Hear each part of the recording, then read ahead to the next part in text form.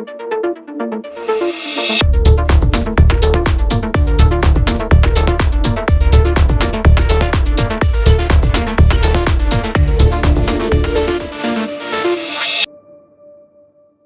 everyone. It's David Seymour again. I'm joined in a second with Michael Saylor, CEO of Microstrategy. We're really honored to have with us. For those that don't know, Microstrategy is the largest independent business intelligence and mobile software-based firm. Michael founded the company in 1989. Michael's been a pretty outspoken crypto bull for quite some time and is widely credited with starting a new trend of public companies allocating a portion of their treasury assets to this asset class, which has been pretty great for our sector. MicroStrategy famously purchased about 425 million of BTC several months ago. It's one of the largest single Bitcoin purchases in history. Michael will be sharing his crypto perspectives with us now. He's become one of the biggest, most vocal Bitcoin maximalists in the press and on Twitter. And the clarity and forcefulness of his Bitcoin theses, are really rapidly creating a lot of other converts to the currency. So I'm going to turn over to Michael in 1 second. I'll be back in about 30 minutes to do the next keynote with Brad Garlinghouse of Ripple Next. So with that, please welcome Michael Saylor to the floor. Thank you. Thanks, David. I'm grateful to have the opportunity to speak with everybody today. I thought that I would share my thoughts on how we can all collectively work together to grow the crypto ecosystem. I think the big picture here is there's $250 trillion worth of assets in the asset ocean. People have huge amounts of monetary energy sitting in bonds, sitting in stocks, sitting in real estate, sitting in derivatives and cash. And the entire crypto ecosystem, which I think of it as crypto pond versus an asset ocean. The crypto pond is maybe 400 billion, 350 to 400 billion dollars. Now, how do we grow that crypto pond into a crypto lake of many, many trillions of dollars, and then a crypto bay of $50 trillion, and then a crypto ocean of hundreds of trillions of dollars? And I think there are some just basic ideas here that make a lot of sense. Let me start with the basic premise. We need to make the regulators comfortable, and we need to make the investors comfortable, and we need to make the people that have all the money comfortable. 99.9% of the monetary energy in the world is not sitting in the crypto pond. So how do they think? I've spent most of my life around them and thinking about them as a public company CEO. I think about regulators a lot, and as a technology investor and an investor in general, I think about how investors think. And I think that when you put all that together, there's some themes that come out. So first of all, let's talk about good ideas. If we're going to grow anything in the crypto ecosystem, good ideas. Technology. When you talk about having a better technology to do something, doing something 1 million times faster, or 1 million times cheaper, or 1 million times easier, everybody can get behind that. Much better, by the way, much better to have technology partnerships. Big technology partnerships are a good thing. Much better to do just one small thing and plug it into Apple or Google than to do an entire stack of things in its own ecosystem that are disconnected from Apple or Google. So if I could come up with just the smallest elegant functionality, but it got plugged into Amazon, Apple, Google, or Facebook, it's a screaming home run for crypto. We don't have to boil the ocean, topple the world. We just need to come up with that one elegant, useful thing that gets integrated. So big tech partnerships, always a good idea. PayPal, good idea. Square, good idea. Being embedded in Robinhood, good idea. Even if they only embed a small piece, the full stack of crypto functionality, let's say the full stack of Bitcoin functionality, it doesn't make it into the PayPal app, but doesn't need to. If even 1/10 of the stack of functionality makes it in the PayPal app, it grows the crypto ecosystem and it's good for everybody. Um, on the day that Apple Pay lets you move any crypto asset around, it's massively good for everybody. Even if it's not the perfect way, even if it's subject to KYC or some other regulation, and even if you can only do it, like Apple Pay was only useful in the US first, okay, that's the negative. But if you're able to move crypto around in the US, it would be a screaming home run compared to not being able to do it at all. So technology is a good idea. Tech partnerships are a good idea. What else is a good idea? Innovation. Any new approach that is it's going to create productivity in the economy. Good idea. Trade. Trade's a good idea. Now, what's the positive way to do it? We've created a crypto network in order to facilitate trade cross states, cross borders, cross domains, cross companies, cross time. Good things. What's the wrong way to do it? Regulatory arbitrage, avoiding pesky rules, anything that looks like an arbitrage or avoidance is a bad approach. Anything that looks like facilitating trade and innovation is a good idea. Agility, a good idea. We're providing agility to our crypto network. Agility for what? For anything, right? If you're going to actually offer somebody the ability to do anything, anytime without permission, better to say, I'm facilitating trade and agility than saying, I'm doing something without permission, or I'm giving you the ability to duck a regulation or a rule. Emphasizing consumer protection. If a crypto asset is empowering the consumer, whether they're a consumer in the Western world or a consumer in the developing world, I think it's a good thing. Regulators are not going to resist empowering consumers with consumer protection. Consumer reports. Right? The aspect of Bitcoin, I can hold my own keys. Well, I can articulate it as consumer protection to the benefit of the consumer, or I could articulate it as a crypto anarchist libertarian. I don't have to pay taxes, or I don't have to bow to the government. Well, one narrative is going to generate massive amounts of pushback. The other narrative is going to elicit claps from the gallery.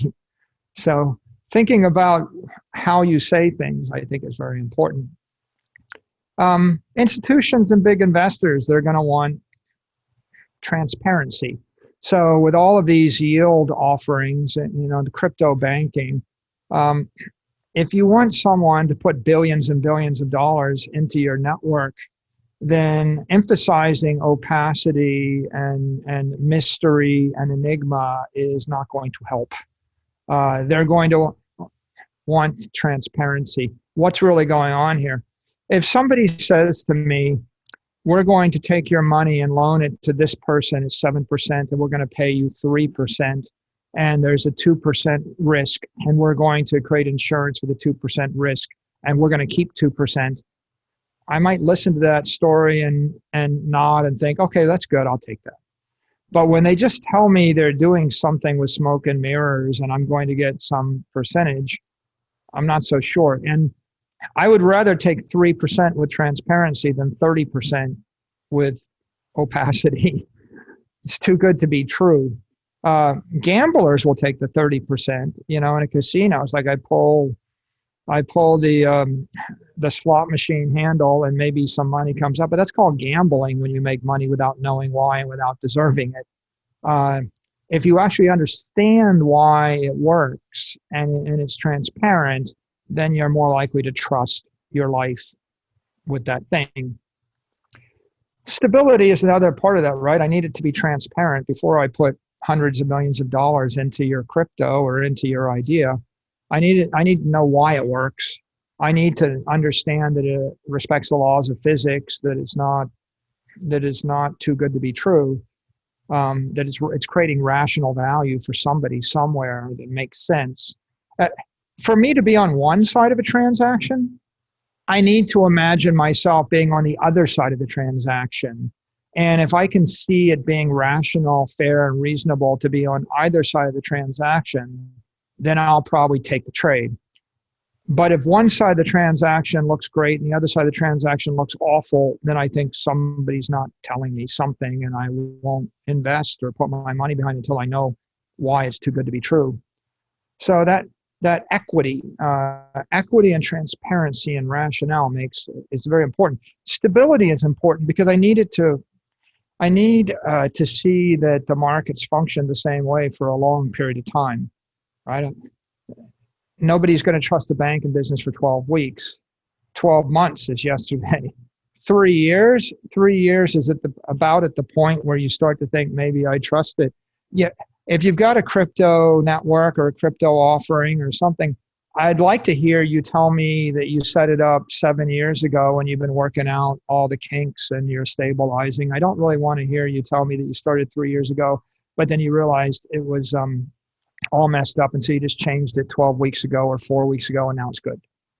Because that might work for gamblers, but for investors that have large sums of money, they're not going to be able to get past the risk of that, and they won't be able to get their fiduciaries to support it. So longevity and the Lindy effect really matter a lot as the sums of money increase.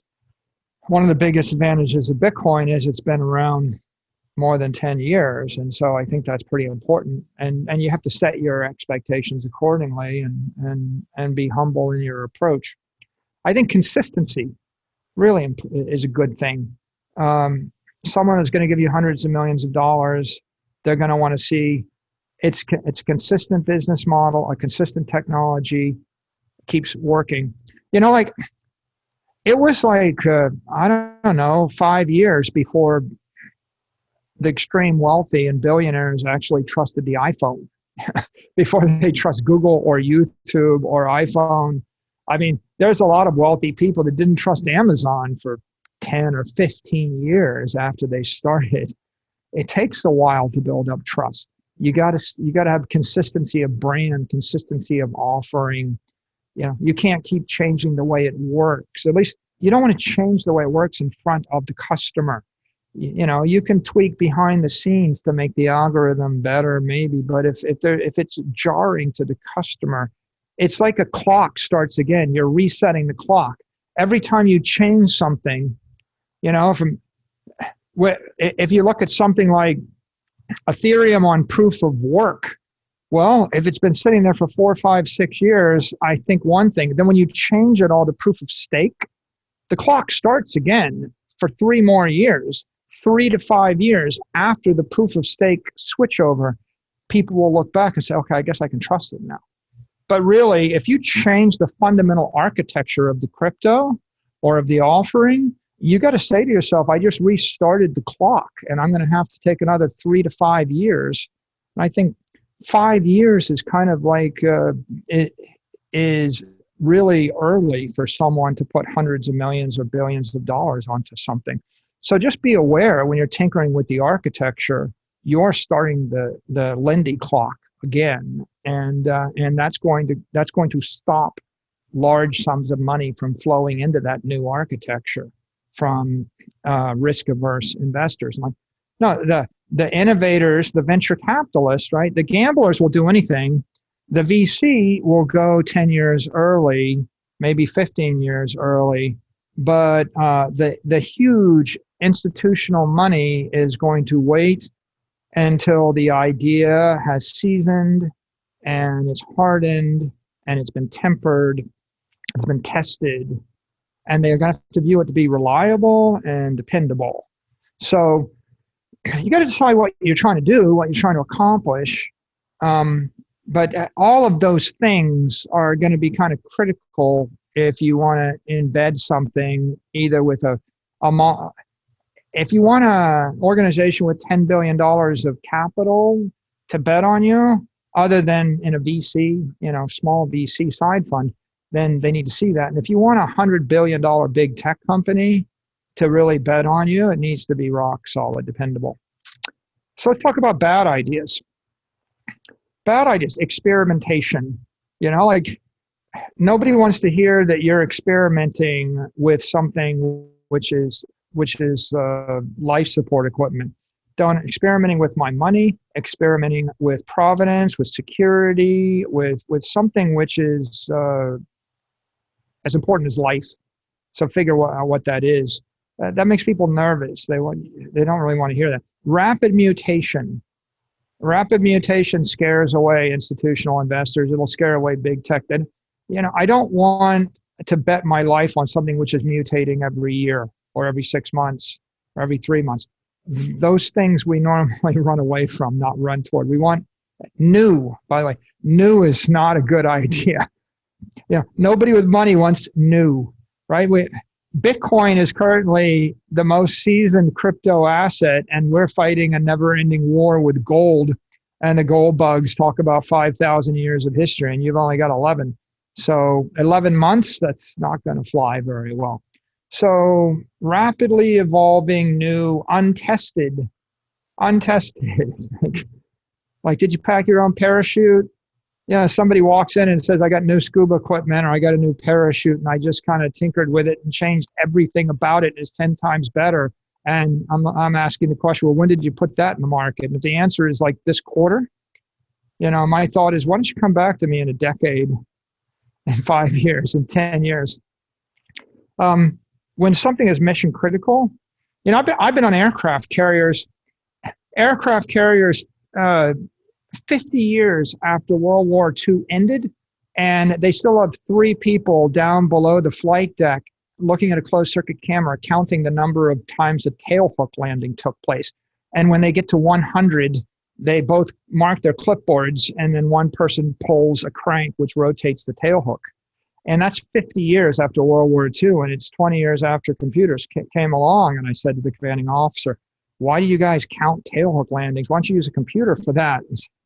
Well, the people are reliable. The computers fail sometimes. And if we fail on this one, we're going to lose a $40 million aircraft and someone's going to die. So when your life depends on it, or $40 million depends on it, people might, the Navy takes 50 years or 75 years to upgrade technology. Think about that next time you want to, juggle $50 million worth of somebody's money, or $500 million worth of somebody's money. Another bad idea, excessive leverage. I think 125 to 1, 50 to 1, 20 to 1, these are awful ideas in the crypto marketplace. I mean, you might feel good about talking about them, but blowing up your customers with excessive leverage, is like drug dealers lacing their drugs with fentanyl.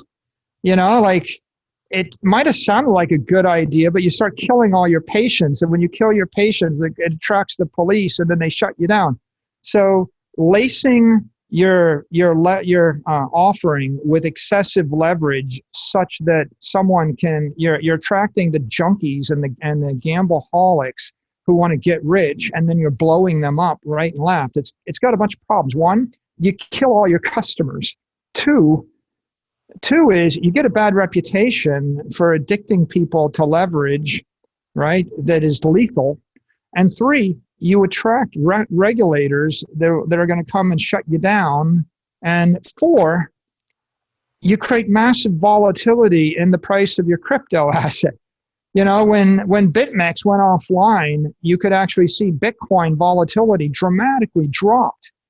I actually watched it, like the amount of trading was cut in half and the volatility dramatically dropped. And you think anybody wants to go put $100 million into your crypto if the price jumps 10% in 5 minutes and the next morning it's fallen by 20%? No one's going to touch that. And the culprits are these unregulated exchanges running like a casino gambling mindset. So get rich quick is a bad idea. Gambling is a bad idea, right? You want to give somebody leverage, 2 to 1 leverage, like maybe I'll let you borrow up to 50% loan to value, 60s. When you get to 80% loan to value, that's 5x leverage. Anything beyond that is like, again, it's just like lacing drugs with fentanyl. You're just going to kill your patients, kill your customers. So other things that are bad ideas. Positioning is the entire name cryptocurrency. I wish we could just make it all go away. Cryptocurrency is a bad idea. We ought to call them crypto assets. Currency is the provenance of governments. Governments own currency. They have a monopoly on currency. They have laws and they have police forces and they have regulatory apparatus to protect their currency. So attempting to thumb your nose at governments and steal their currency, that takes you to a dangerous place. I think privacy is it's not a great idea. Probably a bad idea. Private currency, put those two together. That's like waving a red flag at a bull. You might as well put a bullseye on your forehead. Telling governments everywhere on the earth that you're going to steal their currency and allow the citizens to avoid complying with the law is kind of a way to attract a lot of unnecessary attention and pushback. So crypto asset, not cryptocurrency. Privacy is an experimental thing. Might it work? Might there make sense? Maybe it's an innovative idea. And if you're going to do it, you're going to do it wrapped in the mantle of empowerment for the disadvantaged in the developing world that have no choice. And maybe the United States government will get behind giving privacy to people in Africa and other countries. They're just not going to get behind giving privacy to American citizens. So you got to keep that in mind. I think, anything that looks like it's going to be a tool or instrument for tax or regulatory avoidance is not a good idea. Payment networks. I don't think payment networks are a great idea for crypto. I think the crypto is, it's not a good technology for payments. It's 1 billion times slower than centralized technology. So leave it to Apple Pay and Square and PayPal and Alipay, and don't throw yourself on that sword. I mean, it's going to end badly. Anarchy, like anarchy and the zombie apocalypse, all of the technology to support. Yeah, I'm okay doing it. It's important to have the ability to custody your private keys, and it's okay to have massive mission critical after the apocalypse, fault tolerant technology. I love that part. But really emphasizing it, marketing it, it kind of scares away the 99% of the population that actually aren't looking forward to living in a zombie apocalypse. So if you want Alice Walton or someone, the Mark Zuckerbergs of the world and the Jeff Bezos of the world and all of the billionaires of the world, I don't think they're going to be attracted by these zombie apocalypse anarchy type ideas. And so I get the fact that crypto integrity is important. It goes to, you can say it two ways, right? You can say, you can take custody of your crypto so that if the bank screws you over, then you have an alternative. And that's consumer protection and empowerment of the individual. That's a positive narrative, and people will support that. The rich, the powerful, the institutions, the regulators, they'll support the idea of protecting the individual's rights. They're not going to support the idea of having your own currency so that when governments fail everywhere in the world and there is no taxes left and we're in the zombie apocalypse, you can still do business. No one's going to be excited about that. So sometimes we're our own worst enemies by getting enthusiastic about that. I would focus upon the incrementalism. So what can we do that's constructive? Well, first of all, focus on Bitcoin. Like, it's not that there aren't other crypto ideas that are good ones, and there's tons of integrated services and technologies that'll work well with Bitcoin, but Bitcoin is the gateway. It's the channel to move the $250 trillion from the asset ocean to the crypto pond. Integrate with Bitcoin. It's a lot better idea to integrate with Bitcoin and say, Bitcoin doesn't do this. Like if I'm doing privacy, I'd be saying, Bitcoin doesn't do privacy, but integrated with our thing, we're better at privacy. And just leave it like that. Don't try to destroy Bitcoin. Protect Bitcoin, complement it, secure it, improve it, and promote it. Don't attack it, destroy it, undermine it, or replace it. Because if Bitcoin doesn't succeed after 10 years with $300 billion in it, there's no way that the next best crypto is going to succeed. If Bitcoin fails, the entire industry is going to fail. if Bitcoin grows by a factor of 10, you can expect the entire rest of the crypto industry and every other altcoin to grow by a factor of 10. If Bitcoin grows by a factor of 100, you can expect all the altcoin systems and all the related services to grow by a factor of 100. So we all win together. A rising tide lifts all boats. By the way, Bitcoin has shortcomings, so plug the shortcomings, but complement it, right? As opposed to criticize it. PayPal plus Bitcoin has shortcomings. Instead of saying this is awful, say PayPal doesn't allow you to take your own keys into custody. This does. That's an opportunity for someone else. PayPal doesn't allow this. We do. PayPal doesn't let you do this. We do. Right? And just always focus upon the constructive positives, because every failing of every combination of technologies is an opportunity in the ecosystem and the market for someone else to rise. And ultimately, if you're going to be successful in business, I think the basic rule is focus, humility, harmony. You need to focus on one thing and do that one thing consistently, transparently well. Don't try to be all things to all people, right? When you try to do 100 things, it's like juggling razor blades, too many moving parts, you're going to drop something. So I think focus is really important. Humility is important. Humility meaning that maybe you can't do everything. Just because you could do it doesn't mean you should do it. And maybe you're not quite as good as you think you are. I would much rather you tell me you'll get me 4% yield in a consistent way than tell me you'll get 40% yield in a way that I don't understand, that's rapidly changing. Just be humble. And then harmony. Harmony with nature, harmony with the ecosystem. You have to be in harmony with Bitcoin to be in crypto. You have to be in harmony with the local government that you're operating in, with their domain. If you fight the local government, then you're going to suffer. So harmony with the government. You have to be in harmony with Apple and Google and Facebook and Amazon, and you have to be in harmony with the customer in general. So normally you fail at these things when you're too ambitious. You try to go too fast. You try to do too much. I've been there. I've done that. As I say to people, I never regretted my bad ideas. I regret all the good ideas that I pursued when I only could really afford to pursue one idea.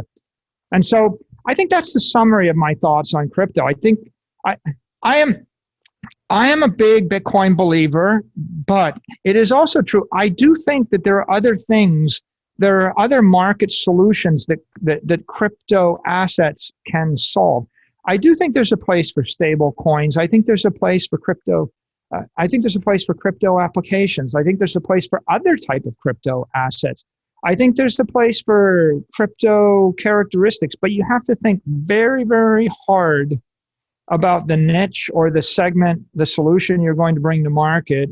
And when you try to reach too far and you try to replace everything else, and when you crap over everything else in the ecosystem, you're just undermining yourself. Ultimately, it's the evolution of a variety of species that are extremely good at fulfilling their particular job in the ecosystem. That's what makes for a healthy ecology. You don't want to be the eagle that envies the dolphin, that wishes it was a duck and occasionally a snake. It's not going to end well. You're going to have to choose what you're going to be and then own that thing. So with that, hey, thanks for your attention. And good luck to everybody. And I look forward to seeing all the wonderful things that come from this space over time.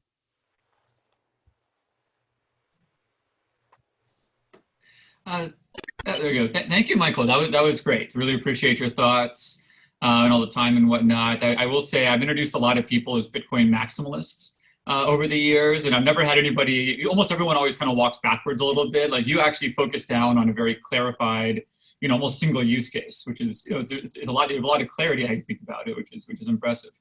But anyway, so I really appreciate that thought. I mean, one question I have for you, just we probably won't go to the audience.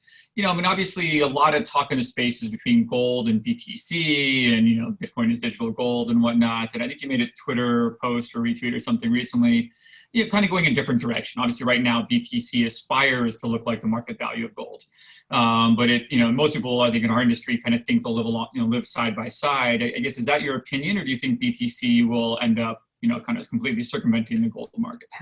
Yeah, I don't think there's any way they live side by side. I think that the $10 trillion of monetary energy that's sitting on gold is going to drain off, and it's going to move on to BTC. And I think that if you buy the one, it's going to be a losing bet. So that's the problem with being hedged 50% BTC, 50% gold, because the reason you bought gold is you wanted a safe haven asset that's not a fiat instrument, that's not got its value underpinned to the generation of fiat cash flows.